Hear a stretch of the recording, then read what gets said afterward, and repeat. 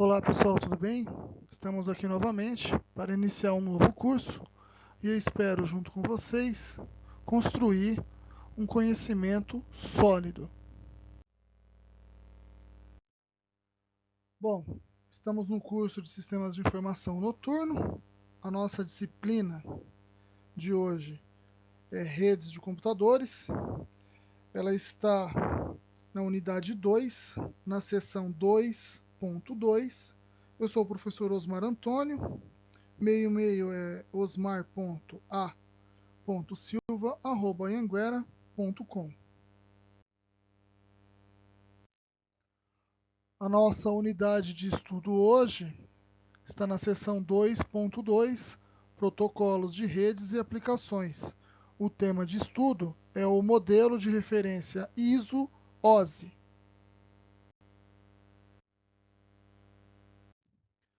Temos como conteúdo da aula de hoje os protocolos empregados para que diversos serviços de rede sejam utilizados diariamente, a maneira como eles são organizados e hierarquizados, né?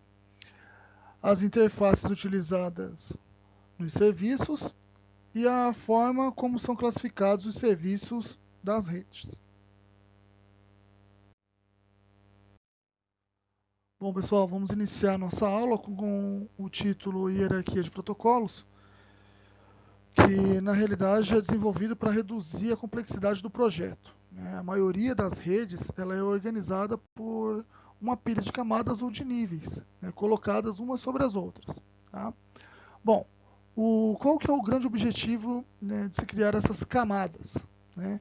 É oferecer determinados serviços a camadas superiores. Né? Então ela isola a camada com um tipo de serviço, né, e implementa novos recursos em camadas superiores, né, o que dá uma sensação ali de uma espécie de máquina virtual, oferecendo determinados serviços a camadas situadas acima desse bloco de camadas. Bom, a comunicação dos protocolos. Né? A camada N de uma máquina se comunica com a camada N de uma outra máquina. E essa é basicamente a regra de conversação entre um homem e uma mulher, tá? Onde ele poderia ter duas situações, ou apertar a mão ou beijar. Depende do ambiente. Se fosse uma reunião de negócios, obviamente iria apertar a mão. Se fosse num baile, ele provavelmente beijaria a mão dessa pessoa e convidaria por uma dança. É exatamente essa a questão da violação de protocolos. Dependendo da situação, essa comunicação ela se torna completamente impossível de ocorrer. Bom, pessoal, então dando continuidade aí, comunicação dos protocolos, né, são entidades que ocupam camadas correspondentes em diferentes máquinas, né, que são chamadas de pares. Né. Esses pares eles podem ser dispositivos de hardware ou pode até mesmo ser seres humanos. Tá?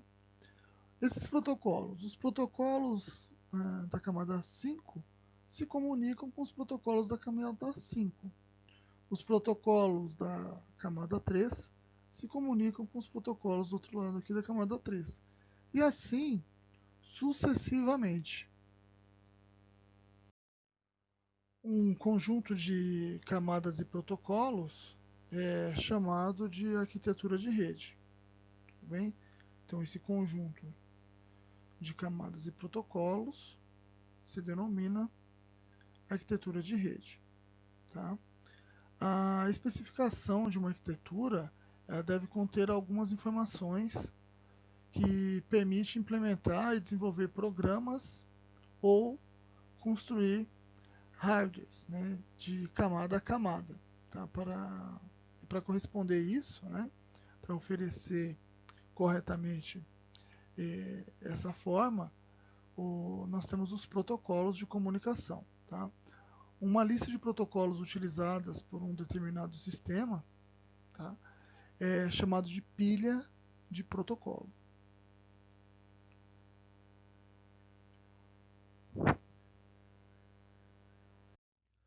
Vamos lá, pessoal, tentar entender um pouquinho sobre essa arquitetura de rede, as pilhas de protocolos e os seus protocolos, né?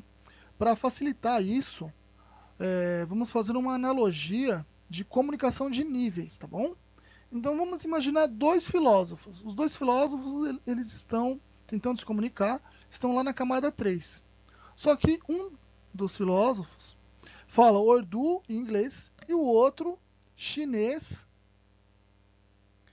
e francês, tá? Ou seja, línguas totalmente diferentes, tá?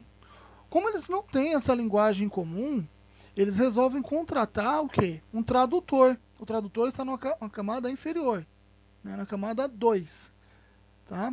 Que seriam os secretários. Então, eles irão passar a mensagem na sua língua original para o tradutor, tá bom?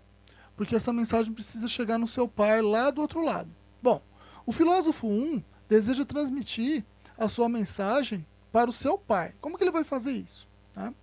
Ele vai enviar uma mensagem em inglês, porque ele poderia mandar em um Urdu ou em inglês, que é as línguas que ele conhece.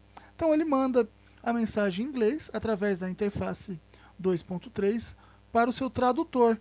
Uma mensagem que diz I like high beans. Tá? Por sua vez, os tradutores eles resolvem utilizar uma língua neutra, tá?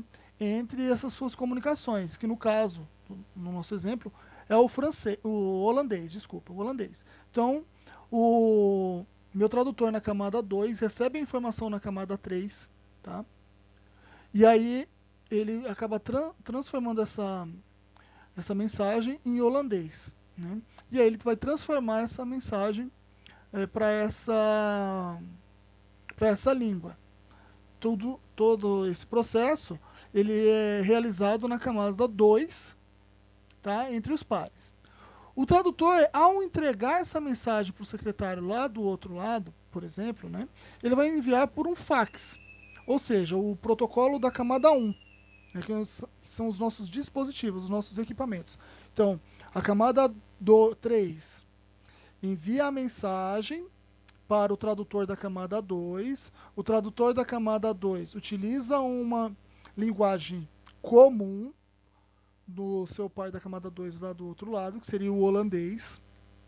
Por sua vez, o tradutor da camada 2 utiliza um tipo de equipamento físico para enviar a sua comunicação para o outro lado, para o seu destinatário. Então é lá na camada 1. Tá? Quando chegar essa mensagem traduzida lá na camada 1, o meu tradutor vai utilizar o quê? A linguagem comum entre eles. Né? Ele vai receber essa mensagem em holandês e vai recalcular essa mensagem, né? E vai converter ela para uma das línguas que o meu segundo filósofo possa entender, que no caso ele optou por utilizar o francês. Então ele recebe essa mensagem na camada 2 do tradutor e converte para o francês, tá bom? Cada protocolo ele é totalmente dependente dos demais, né? Desde que as interfaces não sejam alteradas, né? Nada impede que os tradutores mudem do holandês para o finlandês, desde que ambos concordem com essa modificação, tá? Então, os tradutores ali da camada 2, eles podem utilizar outro tipo de protocolo para fazer a comunicação, desde que eles concordem com essa modificação, tá bom? Para fazer essa interligação entre a camada 1 e a camada 3. Tudo bem, pessoal? Então, basicamente, é isso. Bom, então o relacionamento entre serviços e protocolos, né? Vamos deixar bem claro aqui que serviços e protocolos são conceitos diferentes, embora sejam confundidos com frequência, tá? Mas eles são diferentes. Tá? No entanto, essa distinção é muito importante para deixar enfatizado, vamos deixar enfatizado mais uma vez aqui essa diferença, tá? Um serviço é um conjunto de primitivas, são operações que ele oferece uma camada acima. Então, lembrando um pouco do nosso exemplo anterior, o que seria esse serviço? né? O meu tradutor está na camada 2, né?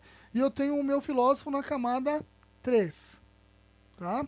O serviço é o serviço de tradução, não é isso? O serviço de tradução. Então, ele vai interligar uma camada a outra. Então, quem interliga uma interface a outra é o serviço. O serviço, ele vai definir essas operações, né? Ele vai preparar essa execução de uma camada para outra com o usuário, né? Mas ela é absolutamente, ela não define para o usuário como isso vai ser implementado. Tanto é que o nosso filósofo lá da camada 3, o serviço que ele necessitava era o quê? Uma tradução da mensagem. Não importa como que ia ser essa tradução. O que na realidade importa é que aquela informação chegue no meu outro ponto, que seria o filósofo 2. O serviço, né, da camada inferior 2 para a camada 3, ele vai fazer a tradução e ele utilizou uma linguagem, um idioma comum, que era o holandês. Pouco importa para a camada 3, né, como ele ia fazer essa comunicação com outro dispositivo da camada do seu par 2. Tá? Isso não tem finalidade nenhuma para a camada 3. Pouco importa como que vai ser realizado, executado esse serviço. Tá? O serviço ele se relaciona uma camada a outra, né, entre duas camadas, sendo que a camada inferior é o fornecedor e a camada superior é o usuário. Então, o meu filósofo está na camada superior, ele é o usuário da camada 2, né, e o meu tradutor, por subsequência, né, da camada 1, que seria os meios físicos. Tudo bem, pessoal? Ficou claro isso para vocês? Definimos no slide anterior o que é serviços, né? Agora vamos deixar mais claro o que são os protocolos, né? O protocolo ele é um conjunto de regras que controla o formato e o significado dos pacotes ou das mensagens, né, que são trocadas pelas entidades de pares, contidas em uma camada. Então, por exemplo, se você está numa reunião, existe um protocolo, né, a ser seguido. Né? Dentro de uma apresentação formal, você tem o seu protocolo de apresentação. Né? Em alguns slides anteriores, fizemos o protocolo de uma apresentação entre um homem e uma mulher. Né? Seria, em meios de negócios comerciais, um aperto de mão, não foi isso? Então, o protocolo, eles se comunicam um com o outro e ele vai definir como que vai ser implementado esse tipo de serviço. Tá? Elas têm a liberdade de troca. Né? O serviço tem essas entidades têm a liberdade de troca dos seus protocolos, desde que não alterem o serviço de forma visível. Né? Então, se pode trocar esses protocolos desde que as camadas entrem em comum acordo. Tá? Definindo de uma maneira sucinta, o serviço e os protocolos são independentes um do outro. Em outras palavras, os serviços são relacionados à interface entre camadas, tá bom? Então, falou de interfaces entre camadas, né, entre a ligação, né, entre as camadas 1 e 2, 3, 2 e 3, 3 e 4, existe um serviço que vai fazer isso, tá? E a comunicação entre as camadas, entre os seus pares, né, entre os seus pares, serão aquilo que nós colocamos como protocolos. Temos aqui uma listagem dos principais protocolos da camada de aplicação, a camada 7. Tá? Então temos os mais utilizados aqui, os principais, né? Alguns muito conhecidos perante nós, aqui principalmente na área de TI, né? O HTTP, né? Utiliza a porta 80 como base, né? O HTTPS, o SMTP, mas para e-mail, utiliza-se hoje a porta 587, antes utilizava-se como padrão a 25, SSH, utilizando a porta 22, e outros protocolos como o RTP, o SP, o POP3, né, a porta 110, o IMAP, e o NTP. Vamos comentar um pouquinho de cada protocolo aí, para dar continuidade às nossas aulas, tá bom?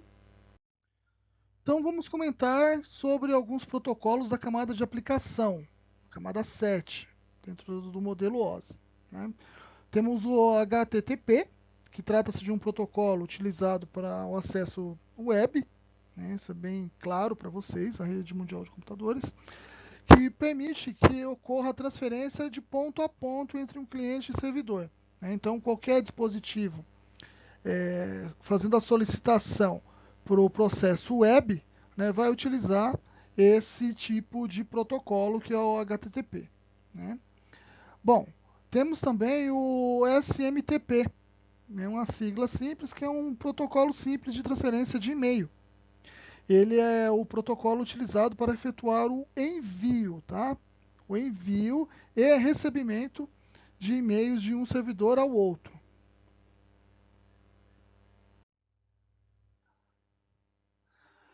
Outro tipo de protocolo, né, da camada 7 é o SSH. Esse protocolo ele é utilizado para efetuar acessos remotos em outro dispositivo. Então, utilizamos ali esse tipo de protocolo para fazer o acesso remoto utilizando o prompt do MS-DOS, né? Então, através do DOS, né, um sistema operacional de disco, né, utilizamos o protocolo SSH. A grande diferença das outras técnicas, né, Telnet e o RSH, de um acesso remoto, está na parte de segurança, né? Ao fazer um acesso remoto em um dispositivo, a transmissão de dados recebe uma criptografia que pode variar conforme o algoritmo de encriptação das mensagens, garantindo assim a integridade do que é compartilhado. Então, esse tipo de protocolo, né, existe essa questão remota de segurança, onde ele se torna um grande diferencial entre outros tipos de protocolo para realizar essa mesma técnica de acesso remoto, tá? O RTS, desculpa, o RTP, outro tipo de protocolo da camada 7, da camada de aplicação, é um protocolo de transporte utilizado na aplicação para promover strings de áudio e vídeo, né? A sua sigla, né, é Real Time Transfer Protocol, ou seja, um protocolo de transferência em tempo real. Então, sempre quando existe essa conexão de áudios e vídeos em tempo real, utiliza-se esse tipo de protocolo na camada de aplicação. Um, os outros protocolos, como o SIP, ele apenas um protocolo que não pertence à camada de aplicação. Apesar desse protocolo não pertencer à camada de aplicação, e sim à de sessão, vale ressaltar que o seu grau de importância para os serviços de multimídia é fundamental. Por quê? Porque esse protocolo ele é responsável pela criação e modificação e a finalização de sessões de transferências de arquivos de um serviço multimídia. Tá? Então ele cria, modifica e finaliza esse tipo de transição de arquivo, de transferência de arquivo, entre uma camada e outra. Tá? Então ele é muito importante dentro desse conjunto, tá, de protocolos. Temos o POP3, esse também um protocolo muito conhecido aí no meio tecnológico, né? Ele é um protocolo que ele já vem aí na sua terceira versão e ele permite que o usuário descarregue as mensagens que estejam localizadas em um servidor de e-mail no seu dispositivo, né? Então é um protocolo utilizado ali para o Outlook. Você tem o seu servidor de e-mail lá, um web e-mail, por exemplo, né, onde você descarrega os seus e-mails, e esse protocolo POP, ele tem a finalidade de descarregar essas mensagens localmente. no seu dispositivo as mensagens que estão alocadas no seu servidor de e-mail. Tá? Essa ferramenta permite o recebimento das mensagens, mas não o envio. Né? O envio é aquele outro protocolo que falamos ali em slides anteriores. Finalizando aí, temos o protocolo MAP. Né? Este protocolo, assim como ocorre no POP3, ele sincroniza essas mensagens que estão alocadas no servidor, né, de e-mail. Entretanto, o MAP se mantém conectado a fim de sincronizar em tempo real as mensagens recebidas. Então, essa é a grande diferença entre o POP3 e o MAP. Tá? O IMAP, né? O IMAP, no caso aí, né? Ele se mantém de uma forma sincronizada entre o servidor web e o seu dispositivo para ser descarregado as mensagens. Tá? Um outro protocolo é o NTP. Né? Esse NTP é um protocolo de tempo de rede. Ele tem como função sincronizar o relógio dos servidores, roteadores e computadores das redes. Então, se você tem um serviço, né, que precisa estar hospedado em alguma camada ou em algum dispositivo por algum período, esse é o tipo de protocolo que vai controlar esse período, né, essa sincronização entre os servidores e um outro dispositivo, como roteador e computador. Tá bom, pessoal? O que é DNS? O DNS vem do inglês Domain Name System. É uma sigla para o sistema de nomes de domínio. Né? Como ele sugere, é um registro que contém nome de sites e respectivos endereços de IP associados. Né? Então, de uma maneira mais simples, podemos exemplificar da seguinte forma. Né? Todos nós temos um número de CPF e ele é único. Né? Para o serviço, né, para esse sistema, é mais simples, né, bem mais simples num sistema web, por exemplo, nós identificarmos por um nome do que pelo número, ou no caso, pelo IP. Então, imagine um professor, né, ele tem que decorar o CPF de todos os alunos. Né? A maneira mais simples é utilizar um DNS, ou seja, um nome. Né? Então, é mais fácil te chamar pelo nome do que pelo seu CPF. O DNS ele faz exatamente essa combinação. Né? Ele associa o número do IP a um nome em específico. Então, quando nós colocamos lá dentro de um site, né, vamos acessar um site lá, sei lá, www.anhanguera.com, um exemplo, tá? Ele vai associar essa nomenclatura de domínio a o meu servidor, que é o IP. Então vai ter um IP associado. Se eu digitar, souber o IP e colocar aquele IP lá no browser, ele vai carregar a página de acesso à internet. Tá? Então é um entendimento bem simples, tá? E fácil. Ele faz essa conversão, essa associação entre número e nome, né? Ou no nosso caso, entre o IP e o nome. Então, essa é a função do sistema de nomes de domínio, mais conhecido como DNS. Definindo aí os servidores DNS, né, o sistema de nomes de domínio, ou Domain Name System, da internet são, em poucas palavras, grandes bancos de dados espalhados em servidores localizados em várias partes do mundo. Ou seja, como disse anteriormente, né, quando você digita o endereço de um navegador, como o da Anhanguera, por exemplo, o seu computador vai solicitar nos servidores de DNS ou do seu provedor, né, o número especificado. Ele encontrando aquele IP associado ao domínio, vai te apresentar a página, aquilo que você solicitou.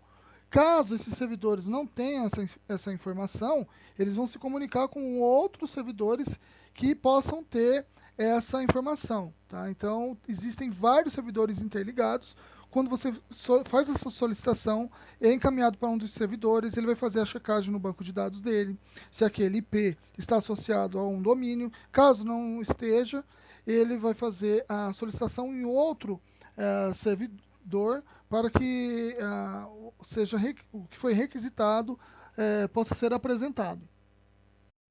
Temos aqui os domínios organizados hierarquicamente, né, em referência ao DNS. Né? Então, o servidor raiz, né, não é nada de Nutella, tá? Aqui é servidor raiz, ou root server, que pode ser entendido, né, como o principal serviço do DNS. Ele é representado por um ponto no final do endereço, como mostra aqui a nossa figura abaixo. Então temos o site, né, www.anhanguera.com, com ponto final, né, e aqui nós temos as nossas definições do raiz aqui. Então tem .com, .net, .edu, .br, gov, org, o da França. Então ele vai definir aqui se é um .com, se é comercial, ou se é edu, se é um órgão educacional, da onde ele está, se é do Brasil, no caso, né? E nós temos aqui a definição do e-mail, né? Então tem e-mail anhanguera.com, então temos o domínio aqui anhanguera.com, tá? Como uma definição do meu servidor raiz ou root server no nosso serviço principal de DNS. Chegamos a mais uma conclusão de uma aula. Espero que tenham gostado do nosso tema de hoje. Deixo como proposta aí realizar os exercícios do livro, da unidade 2, das respectivas páginas 86, 87 e 88, tá, pessoal? De suma importância realizar os exercícios no final de cada aula para construir aí um bom conhecimento. Vamos fazer valer a pena o nosso conteúdo do livro, tá bom? Como proposta também, realizar uma pesquisa, né, sobre o tema da aula de hoje, a funcionalidade da camada de aplicação na arquitetura do modelo OSI. Assim como os demais trabalhos, né, eu sugiro que seja feita de forma individual ou em até 3 alunos. A entrega, vamos estender um pouquinho aí, até terça-feira, dia 31/3, né, onde pode ser enviado para o meu e-mail, osmar.a.silva@anhanguera.com.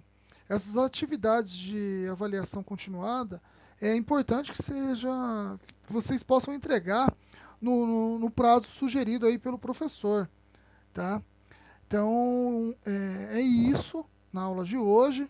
Vamos aguardar aí a próxima aula e qualquer dúvida, estamos à disposição, tá? Muito obrigado, até a próxima aula. Tenham todos um bom final de semana.